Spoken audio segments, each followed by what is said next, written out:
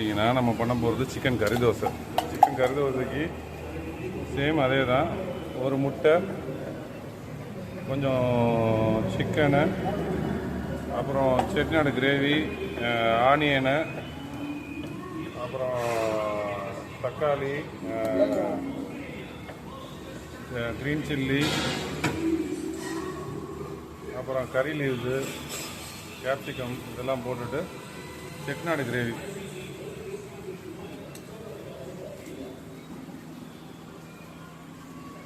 செட்டிநாடு கேட்குது தான்.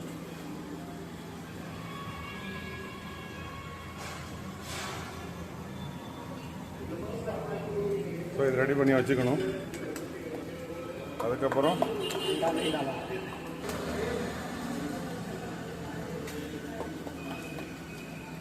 எல்லாத்தையும் மிக்ஸ் பண்ணி ரெடியாக வச்சுக்கணும்.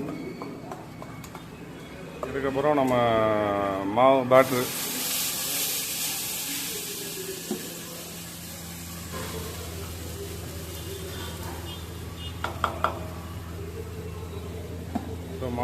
ஊற்றின அப்புறம் அதை வந்து நம்ம அப்படியே ஸ்ப்ரெட் பண்ணி வேண்டியதான்.